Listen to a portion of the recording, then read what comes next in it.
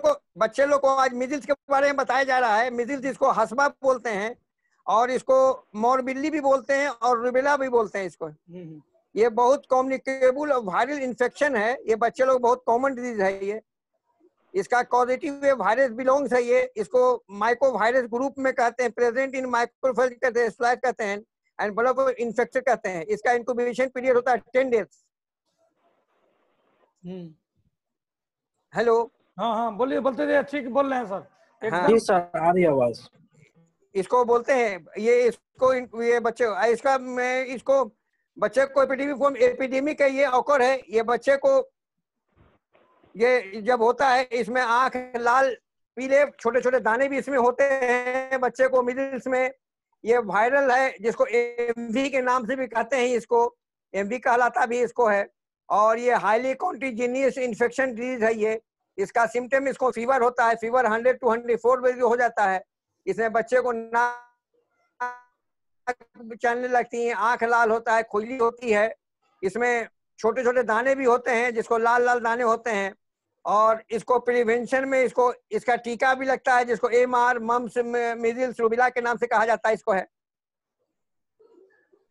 ये मिजिल्स अगर किसी को होता है तो इसको हम लोग इसको बच कर रहना चाहिए बच्चे को। ये और ये इसको एयरबोर्न डिजीज भी कहा जाता है। इसका वायरल भी 2 घंटे तक हवा में रहता है। इसको समझे। इसका टीका भी लगता है इसको बच्चे को।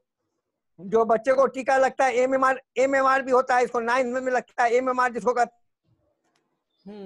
MMR measles mums rubella.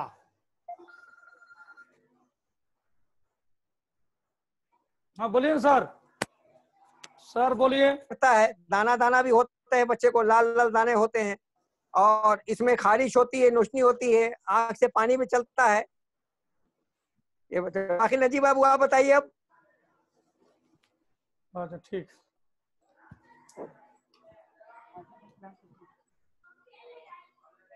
Sir तो सब चीज बता ही दिए। हाँ। सब चीज सब पूरा तो बता ही दिए हैं। उसी को वही चीज कुछ नहीं, सिर्फ हम थोड़ा सा हम हिस्ट्री बोल देते हैं। तो ये सर तो बता ही दिए हैं कि measles is a highly contagious viral infected. It is exanthematous disease with fever, cough, coryza and conjunctivitis. इसका साइन सिम्टम मिलता है। और whole body rashes, multiple small rashes in whole body. और खासकर 5 साल के बच्चों में के कम बच्चों में ज्यादातर होता है। उसे 5 से 7 साल तक एक एवरेज है। लेकिन 10 साल बड़े साल को भी मैंने बच्चे को एक एवरेज कभी किसी को मिलता है। ऐसा नहीं है कि उसको भी कभी कभी ladies the pregnant age adult age में भी, एल्डर एज में भी कभी कभी मिलता है। तो ये होता है।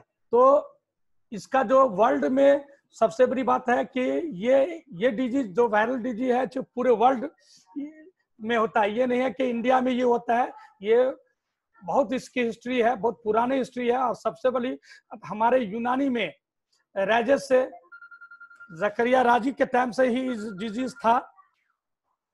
जकरिया राजी के टाइम से ही ये जो डिजीज था, हिस्ट्री जो डिजीज था, हमारे जो फिजिशियन, जो पर्शियन फिजिशियन थे जकरिया राजी 860 से लेकर 893 यानी ईसा पूर्व पहले, उस टाइम में ये डिजीज उस टाइम से है, आज से नहीं है, बहुत पहले से है। और किताब भी है, स्मॉल पॉक्स एंड मिजिल्स की बुक एक है। तो उसमें टेक्स्ट बुक में उसमें भी इसका जिक्र है कि उस जमाना से जकरिया राजी की वजह से और राजेज जो है उस हिसाब से उस जमाना से है। यानी अरबियन समाज जमाना में जो पर्शियन जो फिजिशियन हमारे थे उस जमाने से ही थे, आज से नहीं है। एक वबा के तौर पर पहले फैलती थी और आज भी फैल रही है।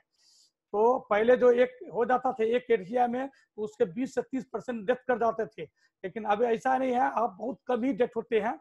पहले बहुत ज्यादा डेथ था, लेकिन उसकी डेथ की मोटिलिटी अब बहुत कम हो गई है, क्योंकि आप लोग कंसस हो गए हैं, हाइजीनिक मेंटेन कर रहे हैं इसी के लिए।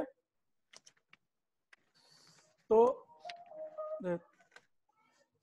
ये चीज है। और ये जो पहले उसके बाद भी एक शहर है कुबा, वहां भी वबाई के तौर से फैला था। कुबा में फैला था, बहुत जो यूएसए में कुबा है और मेक्सिको सिटी में कुबा है, जो इसमें भी वबाई के टाइम उस जमाने में 1529 में फैला था और वहाँ के इलाका खत्म हो गया था उसमें मिजिल्स से।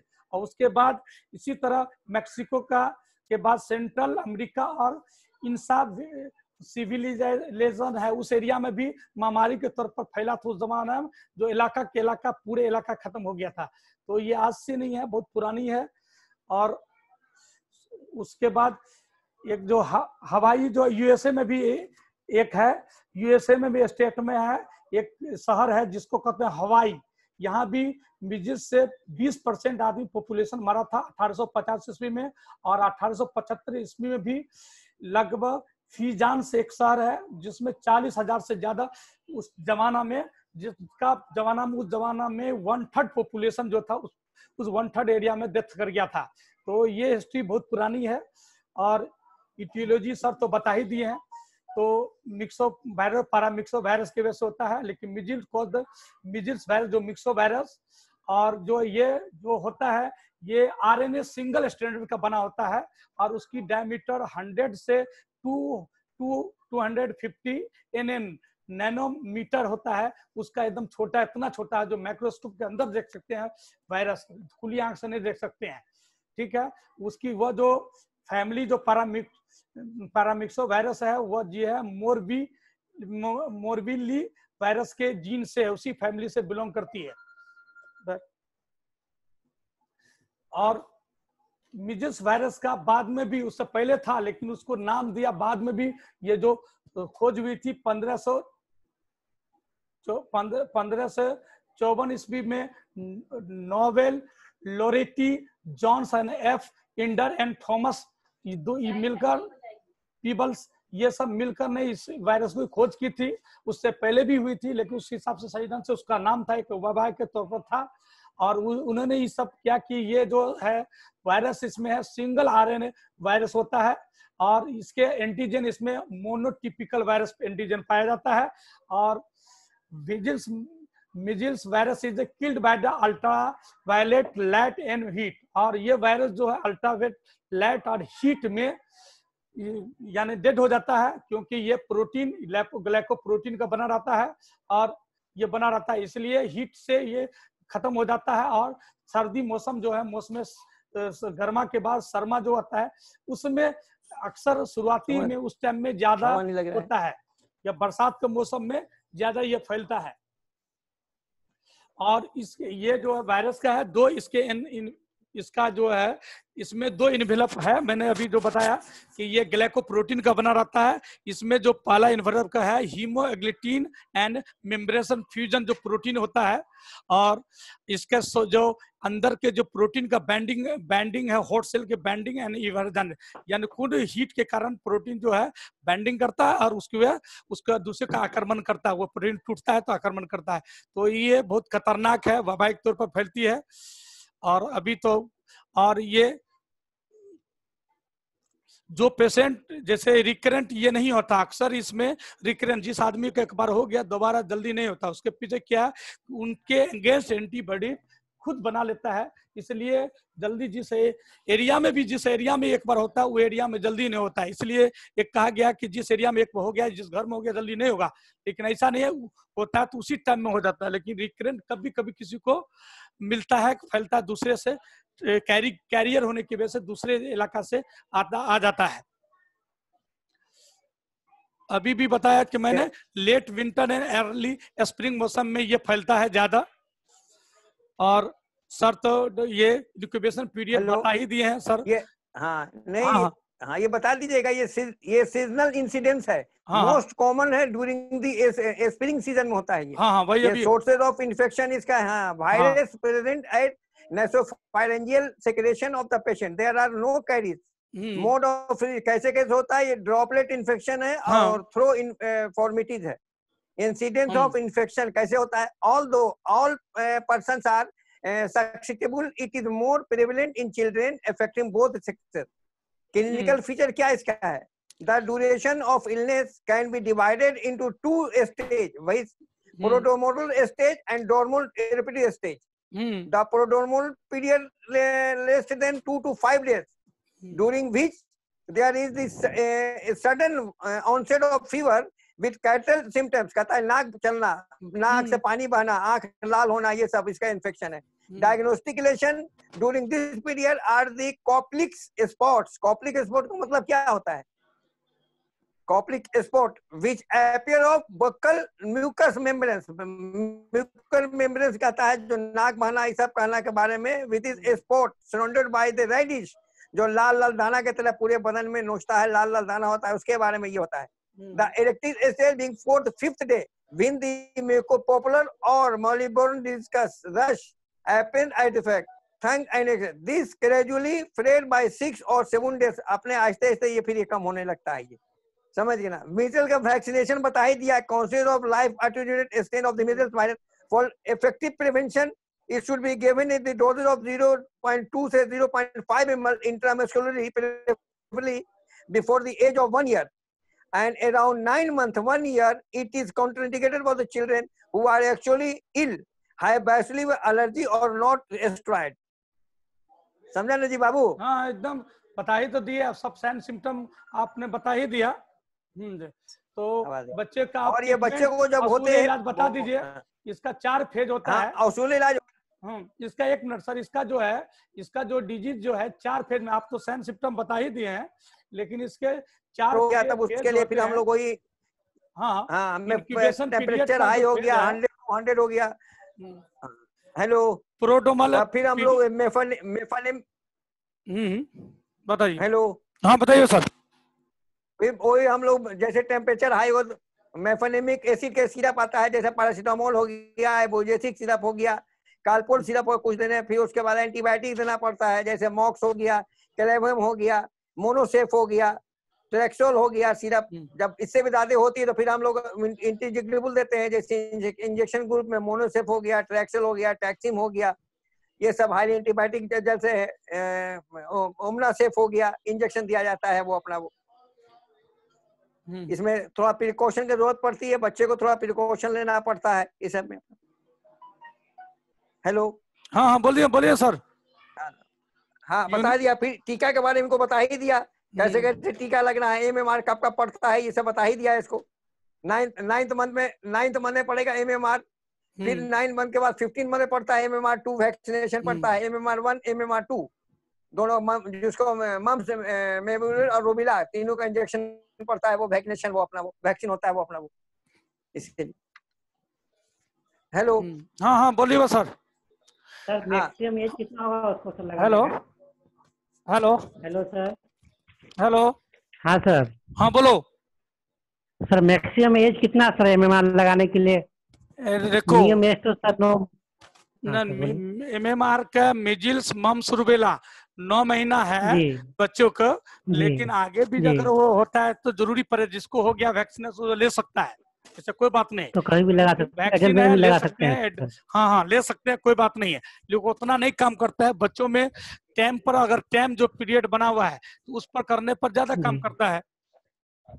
लेकिन सर किसी का छूट गया है तो वो बाद में ले सकता है. हाँ ले सकता है, कोई बात नहीं है, कोई नुकसान नहीं होगा लेने से. अच्छा इसका देखो ये भी रिकमेंडेड है. ये जो वायरस है इसमें भी क्वारंटाइन बहुत इम्पोर्टेंट है. क्वारंटाइन करना, जिस एरिया में हो गया उस एरिया में दूसरे आदमी नहीं जाना चाहिए. जिस घर में हो गया उस घर में दूसरे को नहीं जाना चाहिए. बहुत इम्पोर्टेंट है. हाँ सर बोलिए सर. हाँ हेलो. अच्छा इसका WHO का करेंटली रिकमेंडेड दैट है 2 dose of measles vaccination should be the standard for all national immunisation programme में इसका होता है. समझ गए ना. 2008 92-93 member of WHO has used 2 dose of measles का vaccination in their national immunisation programme. 2 dose का दिया जाता है इसका. सब कुंडर है सर. नहीं इसमें जो सिम्टोमेटिक ट्रीटमेंट है, वायरल मेडिसिन तक भी चलती है दवाई. अगर एंटीबायोटिक के बाद जो सीवियर स्टेज में है तो, और दूसरी जो है मैकुल से पस्तुल जो स्टेज कभी कभी इसमें भी आ जाता है, तो उसमें सेकेंडरी में एंटीबायोटिक की जरूरी हो जाती है. और देना भी चाहिए। और उसके बाद क्या कि उसमें common Streptococcus pneumonia, Haemophilus influenza, ये सब कॉमन बैक्टीरिया इन्वॉल्व हो जाता है। तो सिप्टिसेमिया भी हाँ सिप्टिसेमिया भी हो जाता है बहुत से हाँ, कोई जब सेप्टिसेमिया हो सिप्टिसेमिया जाता भी हो है जाता है। तो डेथ मोर्बिडिटी इसी में पहले हो जाती थी और डेथ हो जाता था। हाँ इसी इसमें भी यहाँ तक के हाँ आंख ब्लाइंडनेस तक हो जाता है। आंख में वो होता है बक्कल हाँ कैविटी जो होता है हाँ उसके अंदर होता है, मुंह में होता है, आंख की भाव ज्वाइन करता है, बक्कल कैविटी है। अभी फोटो में हम तुम लोग को थोड़ा सा दिखा दिए, सर बढ़ा रहे थे तो हम हल्का सा फोटो दिखा दिए थे। तो हाँ देखो ये बता देते हैं थोड़ा सा, ये ये ये फोटो जो है सर अभी तो देखे ही थे मिजिल्स में। ये देखो मिजिल्स इसी तरह होता है बच्चों में, देखो पूरे बॉडी में हेल्थ, छोटा छोटा स्मॉल पॉक्स। थोड़ा चिकन पॉक्स से डिफर, चिकन में उतना ज्यादा नहीं होता, बड़ा बड़ा होता है। स्मॉल पॉक्स, ये चिकन पॉक्स, स्मॉल पॉक्स तो इरेडिकेट हो गया है। तो हाँ देखो ये देखो दांत के अंदर, मुंह के ये देखो गल्फर में है, कप्लिक स्पॉट इसको कहते हैं, कोप्लिक स्पॉट कहते हैं, मिजिल्स में अक्सर होता है। और कोप्लिक स्पॉट देखो टंग के साइड में होगा, इसमें है। ये चीज एक एग्जाम में कभी कभी पूछता है, what is the Koplik spots, ये पूछता है। और सर तो बता ही दिए सब चीज, और मैनेजमेंट है इसका सबको बता ही दिया है किससे क्या रिलेटेड है, कोरिलेटेड कर, जैसे रूबेला से, इन्फेक्शन से, स्कारलेट फीवर, ये सबसे यानी डिफरेंशियल डायग्नोसिस है। चिकन पॉक्स, स्मॉल पॉक्स नहीं है, ये नहीं कहता तुम लोग के स्मॉल पॉक्स इरेडिकेट हो चुका है, इसलिए वो लेकिन सर ट्रीटमेंट तो दोनों का सेम है ना सर? हाँ ट्रीटमेंट तो सब ट्रीटमेंट भी सेम है, सिम्टम भी सेम मिलता था। उसमें बड़ा रहता ब्लिस्टर, इसमें जी छोटा। जी जी बड़ा चिकन रहता है पॉक्स जी, में बहुत चिकन ब्लिस्टर पॉक्स बड़ा में बड़ा बड़ा रहता है, रहता बहुत है खतरनाक होता है, बहुत जी। लहर जरा है। मिजिल्स में उतना जितना लहर कम इसमें होती है, बहुत तो छोटा ज्यादा छोटा लाल लाल छोटे छोटे है। दाने होते हैं हाँ ये। तो विटामिन ए तक पड़ता है, समझे। विटामिन ए है, विटामिन सी का इम्पोर्टेंट है, विटामिन ए दिया जाता है। आंख में भी अक्सर किसी को हो जाता है तो ड्रॉप देना चाहिए। और कान में भी पस, उसमें सेकेंडरी इन्फ्लेमेशन चालू हो जाता है, ब्रोंको क्या निमोनिया इसका अपने इस सम कॉम्प्लिकेशन में। इसलिए किसी को बाहर नहीं जाना चाहिए, सिम्टोमेटिक ट्रीटमेंट देना चाहिए। लेकिन गैर कौम सब इसका ट्रीटमेंट नहीं करते हैं, सिर्फ कहते हैं कि नारियल इसका पत्ता डाल लो, नीम का पत्ता डाल दो, भगवान पूजा पाठ कराओ। इसी में लोग पहले मर जाते थे, यही पूजा पाठ में आज भी मरते हैं गैर कौम में ज्यादा मुसलमान से। इसलिए इसका इलाज कराना चाहिए और सिम्टोमेटिक ट्रीटमेंट देना चाहिए, समझे। उसमें के बाद भी उसके बाद प्रिवेंशन के लिए फिर से वैक्सीनेशन कर देना चाहिए। MMR mumps rubella MMR virus है, ये लीव एटीट्यूड वायरस होता है। MMR जो होता है लीव एटीट्यूड वायरस होता है, ये देना चाहिए इम्यूनाइजेशन। सब चीज बता ही दिए।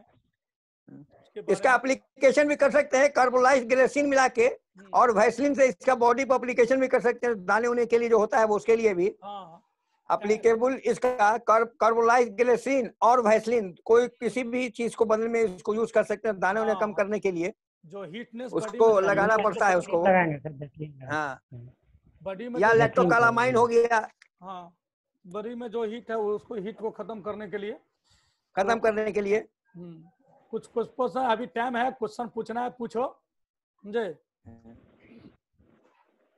पूछो, तो पूछना है पूछो, क्योंकि लंबा था, इसको सर पढ़ा दिए हैं शॉर्ट क्या क्या यूज होगा इसमें सर? हाँ क्या हुआ सर? क्रीम में क्या क्या यूज कर सकते हैं उसमें सर? क्या चीज? क्रीम में कोई ज्यादा इसका नहीं होगा खत्म करने के लिए। अच्छा ठीक है, तो बताइए सर। लैक्टोकालामाइन है, लैक्टोकालामाइन है, काला डी लोशन है, या काले प्योर लोशन है। हाँ कोई भी चीज आप इस्तेमाल, सूथिंग है, वो सब जो बेचैनी कम करने के लिए, दाग कम करने के लिए, ये सब मिटाने के लिए होता है। ये सब है, कोई भी चीज लोकल आप यूज कर सकते हैं जो अपना होता है वो।